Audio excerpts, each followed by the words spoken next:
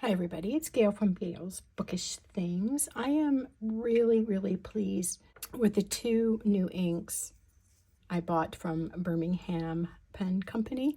I actually bought three. Arabica Bean is another one that I bought for my husband, but I'm going to talk about these two inks, Tailings Pond and Burlywood. I bought these kind of going out on a limb. I did not have any experience with them. They were on sale, and so I thought, good time to try this company. I mean, I've tried samples here and there, but I kind of wanted to try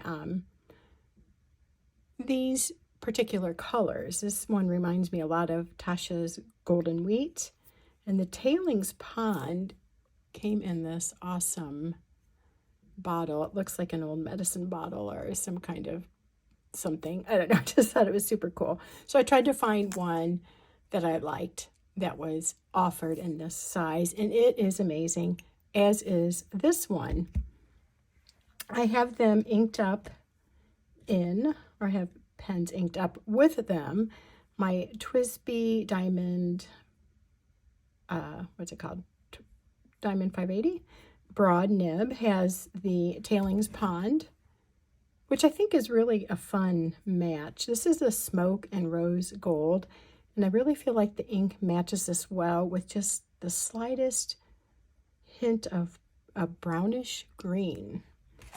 And then I put Burlywood in my Esterbrook Esty Botanical Garden pen. I was thinking that the golden color of this might kind of pick up on the golden yellow that you see in there. This is maybe a little bit more dirty of a color, where this is maybe a little bit more vibrant, but I love the pairing. They're so good together.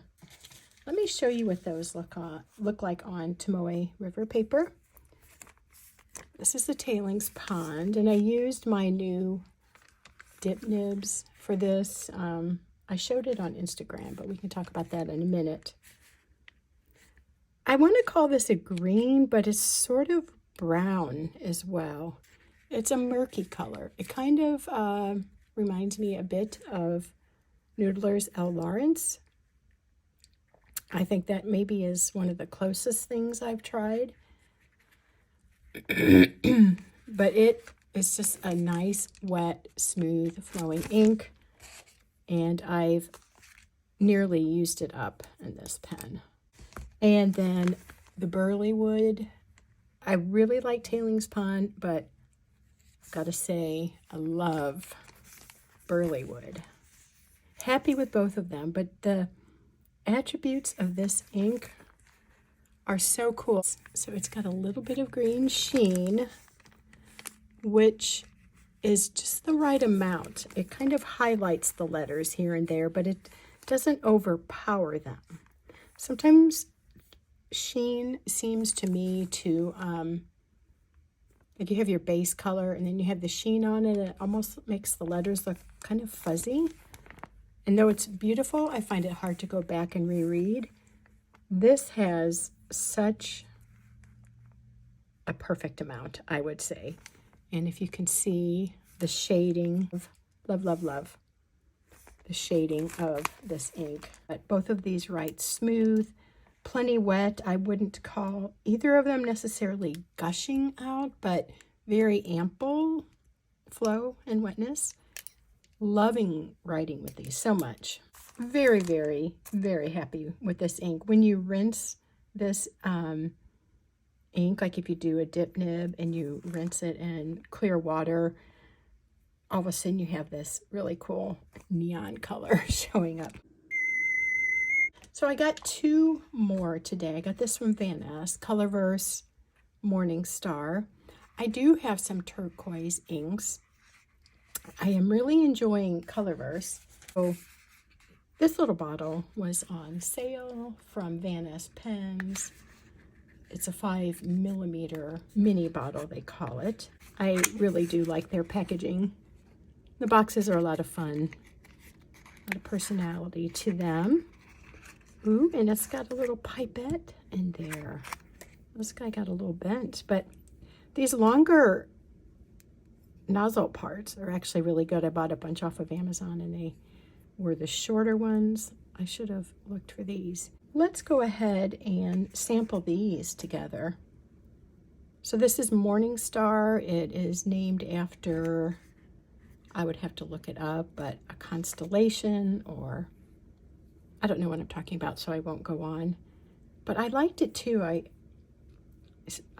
was drawn to it because in the Bible, Jesus is talked about as the morning star. And I thought, what a neat fountain pen ink to have. Ooh, that is really, really lovely. Very vibrant, very pretty. I will compare it with my others. Since this was only $6, I mean, isn't that absolutely adorable? It's so cute. I kind of felt like just for $2 more, it seemed to make sense to get, I think it was just $2 more to get the bottle versus the sample vial. Now, dipping this may be a trick. Ooh, it will actually work.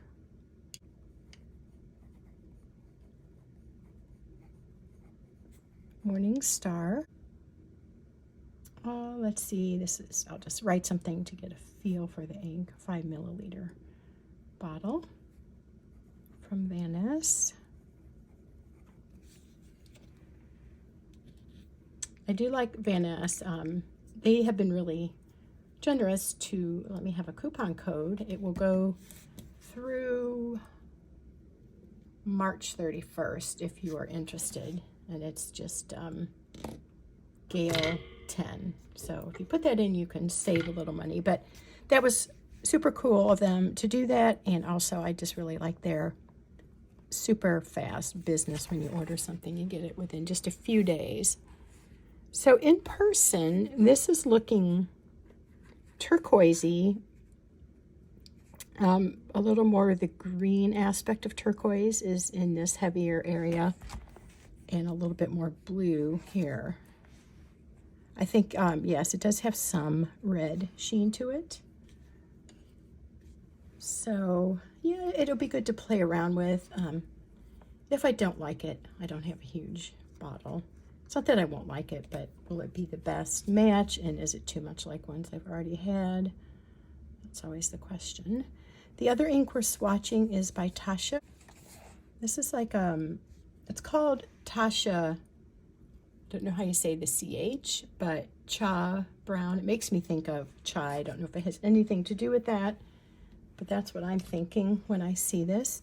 Sort of a terracotta brown, a reddish brown, and it's reminding me a bit of the Queenstown gold mine minus the shimmer. I have their olive and their golden wheat, and they're both a nice wet saturated color, and they're so smooth in the pen. I have really enjoyed their inks.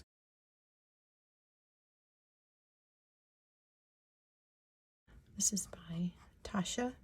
I looked it up. I always wanted to say Tachia, but I heard, I think it was Jet Pens talked with the creator of the inks, and they were calling it Tasha.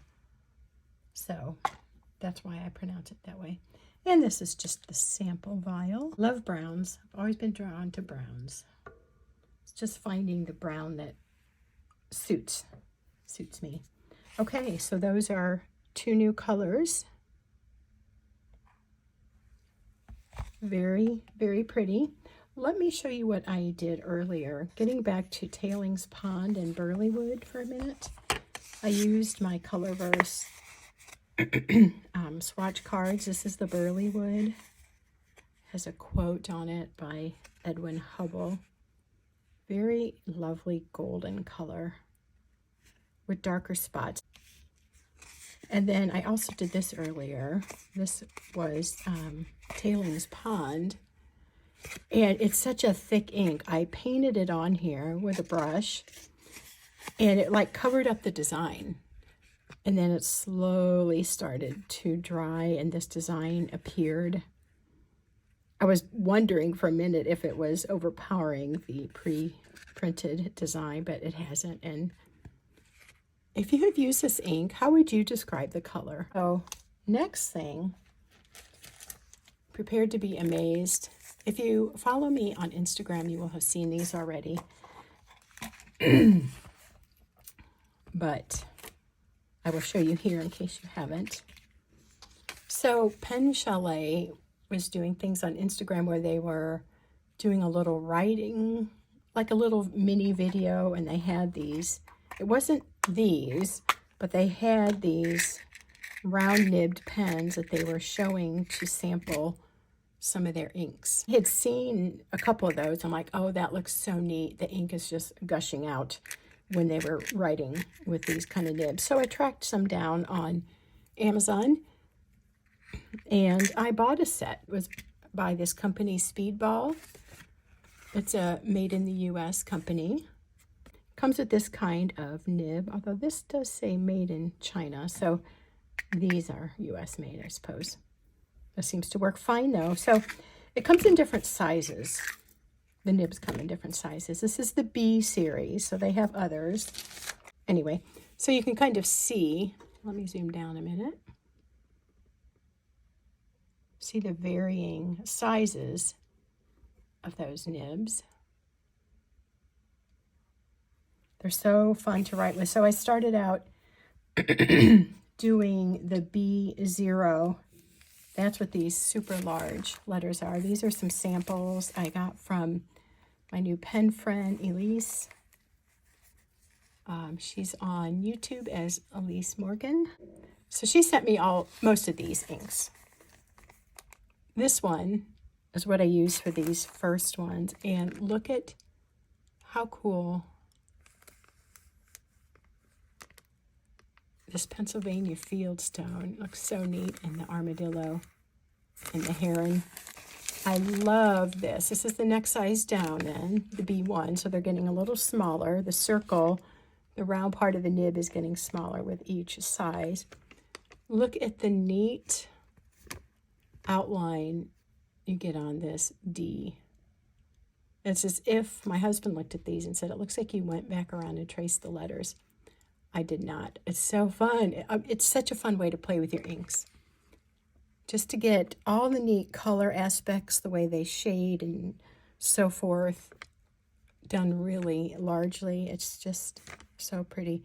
I don't think I spelled this one right, but you get the idea. And then I did gooseberry like 4 times because I had too much ink on the nib to just write once. It was really saturated there. That is such a pretty color. I'm going to use that in January. And then I loved this Monteverde Chameleon. Oh my gosh, the B2. I started with B2 with gooseberry.